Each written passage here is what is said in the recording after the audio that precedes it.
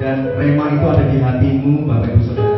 Dan tidak hanya itu, rema itu harus dikerjakan untuk melayani pekerjaan Tuhan.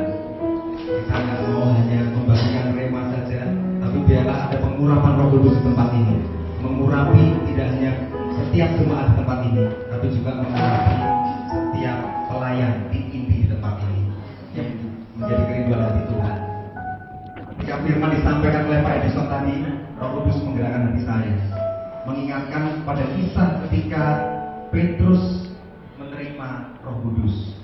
Ketika 120 murid itu berdiri di loteng Yerusalem seperti tempat ini, Bapak Ibu Saudara, menantikan janji Bapa. Ketika tiupan angin keras itu datang, dan ketika lidah-lidah api itu ada di setiap kepala murid-murid Tuhan. Ketika mereka dipenuhi oleh Roh Kudus, banyak orang yang menyindir murid-murid Tuhan. Dikatakan kamu seperti orang gila, mabuk anggur. Memang betul karena baru siang, kok berbahasa aneh. Bapak Ibu Saudara, nantikan janji Bapa. Jangan hanya terima berkat keselamatan. Berapa banyak Bapak Ibu Saudara di sini yang sudah yakin bahwa namanya tercatat dalam kitab kehidupan dengan rendah hati dan ingin kenyataan yang dilampaikan. Berapa banyak Bapak Ibu Saudara yang yakin namanya tercatat dalam kitab kehidupan di surga. Artinya Anda sudah menerima keselamatan dalam Yesus Tuhan dan namamu tercatat dalam kitab kehidupan. Semuanya sudah berkatakan puji Tuhan. Berarti Bapak Ibu jangan ketinggalan, nantikan berkat Pentakosta. Ini berkat yang terbaik, tidak cuma keselamatan yang diterima. Berkat Pentakosta kalau diterima, kita menerima baptisan Roh Kudusnya dan kita berbahasa roh. Apa yang terjadi? Kita menjadi saksi Yesus yang berani. Kenapa? Karena ada urapan singa dari Yehuda yang memberanikan kita untuk menginjil, untuk bersaksi, membawa jiwa kepada Tuhan. Amin Bapak Ibu Saudara.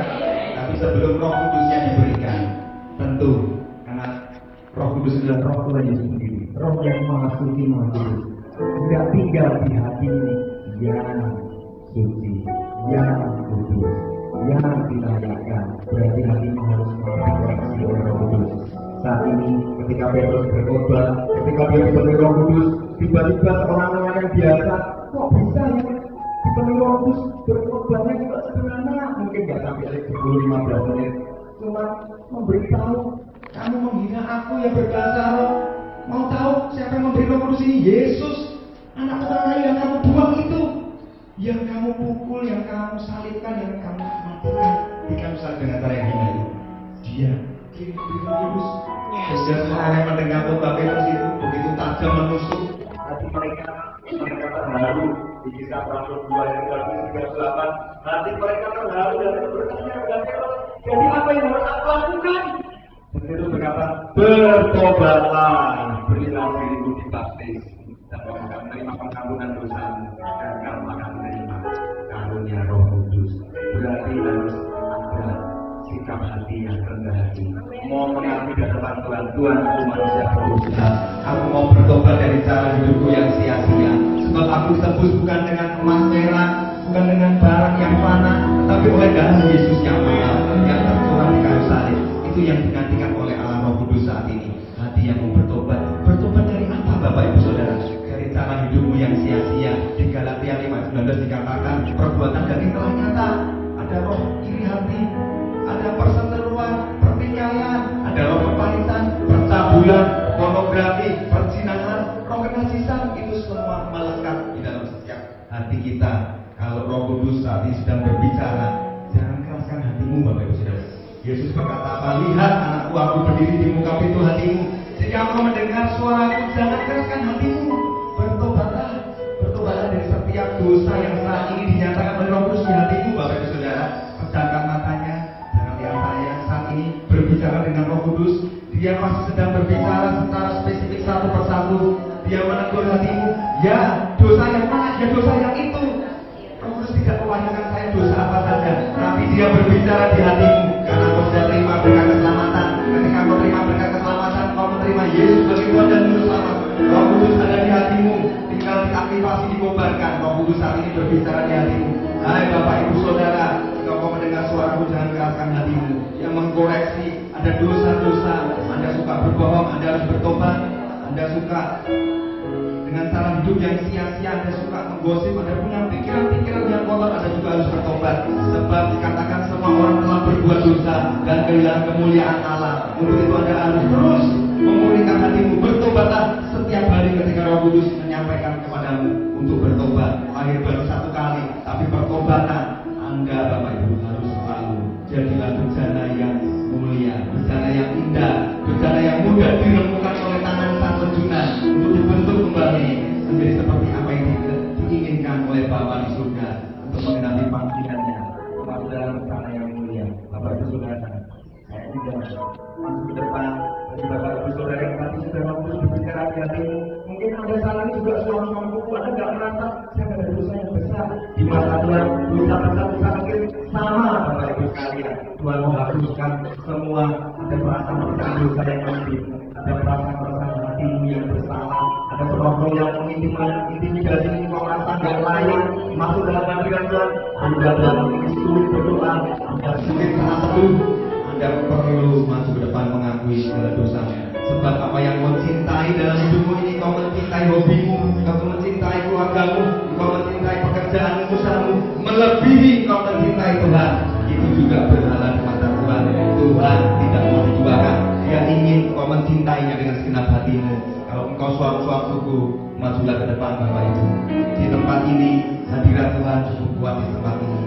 Ketika kau masuk ke depan, kau akan menerima karya pengampunannya, bukan untuk menerima keselamatannya, melainkan untuk mati dan diampuni atas setiap dosa-dosamu.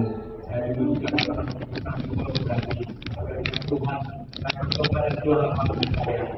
Karena itu saya juga akan siap karena dosa. Iblis mundur dari hidup saya. Dan ini ada kuasa Roh Kudus yang meliputi diri saya.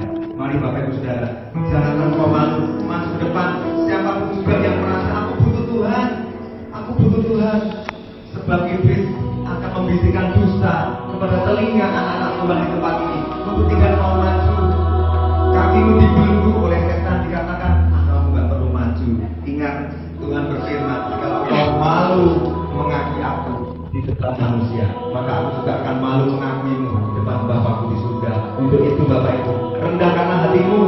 Mungkin nanti ketika yang Tuhan nanti dibuka lebar di tempat ini, sebelum Tuhan nanti menerima Roh Kudusnya, saat ini Bapak Ibu Saudara, jangan buang waktu. Mari masih ada waktu, majulah ke depan, majulah ke depan. Kalau Anda ragu-ragu, kalau Anda merasa aku kok nggak bisa dekat sama Tuhan ya, kayaknya ada masalah bukan hidup yang lebih besar, lebih berat bagi dirimu. Aku nggak bisa berdoa lagi. Anda juga perlu bertobat. Majulah ke depan, Dia akan mengampunimu. Semerah apapun dosamu akan diputihkan seperti salju. Mari berdoa, mari mulai berdoa.